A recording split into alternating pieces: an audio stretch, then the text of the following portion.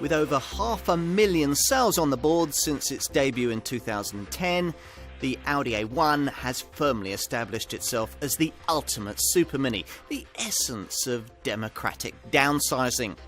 This updated version is smarter, more efficient and better equipped, and remains a seductive package for small car buyers.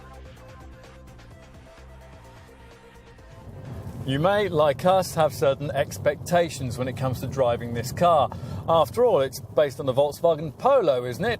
Which means it'll ride well and feel very competent, but really lack a bit of fizz. Not the sort of super mini you take out for a drive just for the fun of it. Sometimes, though, it's refreshing to be proven wrong. No, there isn't the go-kart chuckability you get from the start in a Mini, but it's a genuine surprise just how talented the chassis is once you start to press on a bit. And unlike a Mini, this Audi doesn't force its sporty pretensions on you when you simply aren't in the mood, when it's pouring down with rain, the road ahead's festooned with speed humps, and you just wish you were in something bigger and more comfortable. In an A1, you feel as if you are, this car offering an air of refinement and sophistication that's still unmatched in this class. There's no magic formula here, just sound basics from a very well-developed Polo platform. That's been matched to a sophisticated range of engines. I've been trying what is arguably the best all-round choice as part of this test, a 1.6-litre TDI diesel with power raised from 105 to 116 PS in this revised model. For much the same sort of money that you'd pay for a top S-Line spec 1.6 TDI model, your Audi Centre can also offer you the cleverest petrol version of this car, a 1.4 TFSI variant with COD or cylinder-on-demand technology. It'll further underline a preference for petrol power amongst A1 buyers, which already see the two best-selling variants drink from the green pump. Both use turbocharged TFSI engines, and the most interesting of the pair is the least expensive 1-litre unit. Replacing the old 4-cylinder 1.2, this is Audi's very first 3-cylinder power plant, and it's a good one, with 95 PS on tap. The other mainstream option is another petrol 1.4, this one more conventional than its cylinder-on-demand stablemate, and putting out a more modest 125 PS output. Whichever version you choose in an urban environment, the light controls, well-assisted steering, dinky dimensions, tight turning circle and decent all-round visibility mean it's simple to drive, simple to use and simple to park. The perfect shopping car indeed for someone who wants to leave something larger and more expensive tucked safely away at home in the garage. This is exactly how you'd expect a miniature Audi to look. Yet the styling of this car also gives the A1 a bit of its own personality. It's more than merely a scaled-down version of the larger A3. The Polo parentage isn't obvious. The wheels set more widely apart, the body riding a little lower. It's all neat, confident and very classy. Especially if you opt for the roof hoops, you can specify in contrasting colours. Those wanting an even more vibrant look can get one from the options list. As for the changes made to this improved version, well, you need to be very familiar indeed with the A1 model range to notice them. The enhancements mostly centre upon a front end featuring revisions to the air intakes and the fog lights, as well as revised bumpers with more powerful contours that make this car 90mm longer than the original design.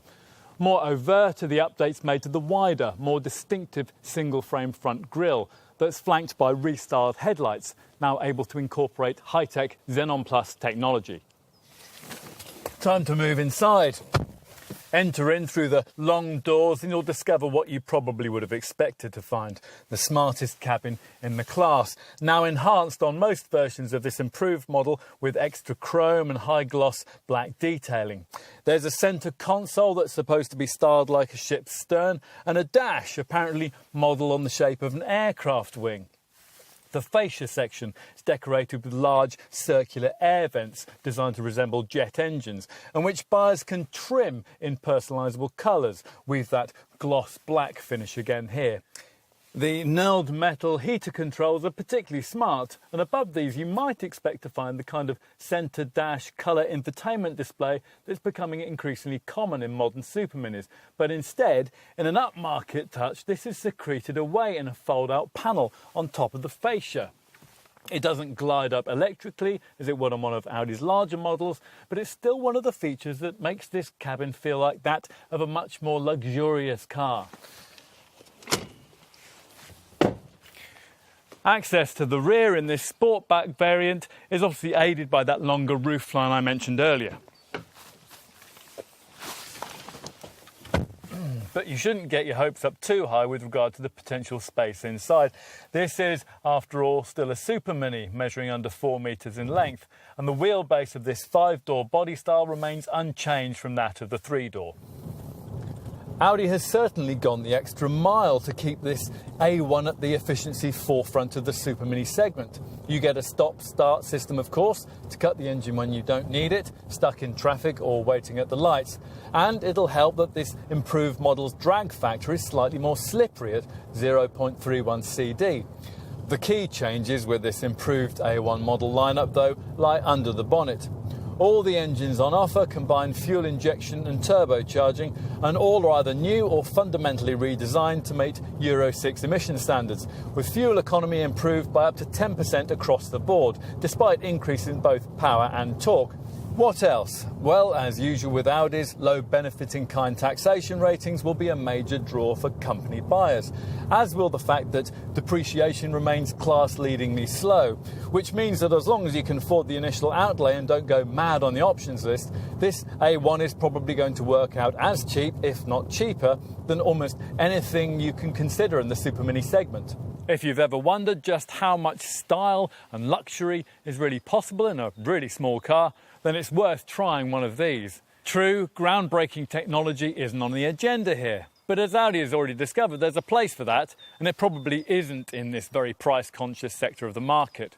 What's more important is that if you climb out of an expensive A4 or A6 into an A1 costing half as much, the feeling is very much the same. The A1 then remains a very expensive feeling car that for you may well be just about affordable. Exactly as Audi promised.